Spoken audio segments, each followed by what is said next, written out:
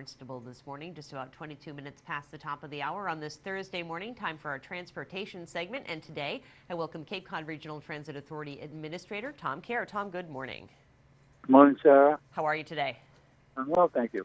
So, Tom, I wanted to talk about a couple of things. Let's start by talking a little bit about bicycles. Of course, a little chilly out there for most people to ride bikes, but I know it's never too early to think about next season. And we've seen a kind of an increase of people riding bikes, and I know that the buses have been quite accommodating. But I understand you're going to be making some additions to make it easier for people to transport their bikes on the RTA buses. Well, that's right. As you know, Sarah, because I know you ride your bike a lot in the summer, and it's been an ongoing concern for transit agencies all across New England.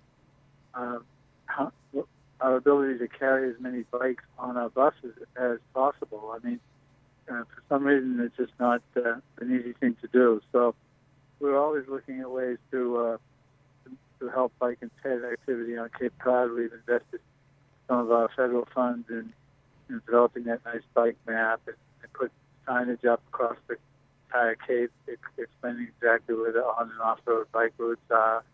And so we were fortunate recently to learn that we have all of our fixed route buses can carry 2 bikes now, but now there's a newer design where you can carry three bikes. And so we ordered 45 stainless steel racks that are going to be going on all our fixed route buses this spring.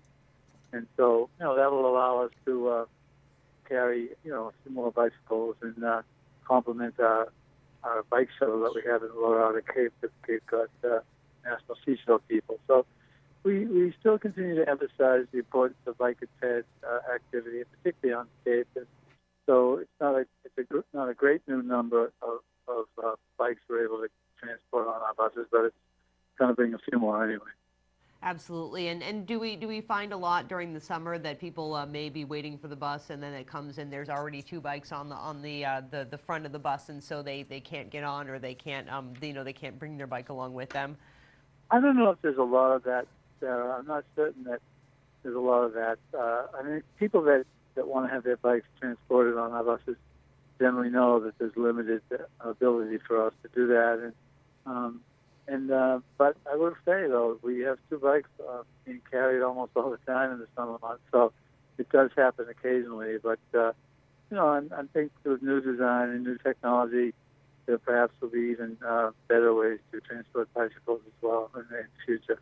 Absolutely. Well, certainly good to see that there will be more use of bicycles or more capacity for bikes in the future. Tom, I want to switch gears a little bit and talk about the Transit Oriented Development study that had been going on, and if maybe you can give me an update, any hopes of implementing any of that anytime soon. Where are we when we take a look at the surrounding area around the Hyannis Transportation Center?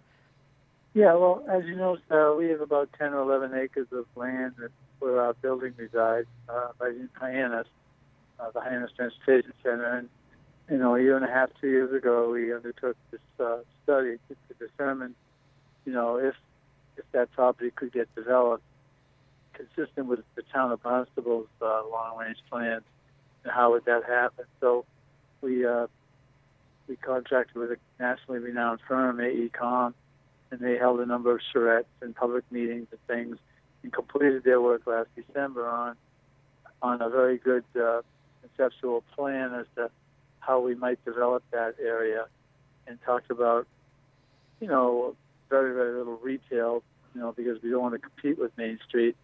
We talked about an anchor, perhaps a performing arts center going in there, but primarily any development that would occur would be a transportation element. And parking was one of the main concerns that seemed to come up. The idea of a transit-oriented development is to build some housing, in proximity to a transit agency, so that people can get around the community without the use of a car. And you'll see TODs around the region. Brockton has a nice one. There's several others around. And so that's the primary objective, is to have a TOD, a housing facility that would allow people to, as I said, get around. But parking has become a major concern, not only for not only for us, but, the town of Barnstable has expressed concern about their lack of parking, particularly down by the High Line and Steamship Authority in the summer months. And, there's been some problems at Exit 6 with Plymouth and Brockton and just a lack of parking. And so I think the one theme that came out of all of the study was we need a parking facility of some sort. So we've just now agreed to an extension with AECOM to start to implement certain number of the recommendations that were made in the conceptual design, and there is an emphasis on parking. So we'll see what happens, but there'll be some minor renovations to the HTC, the Hyannis Transportation Center downstairs, to make it more customer friendly. There's a new platform being built for the Cape Flyer.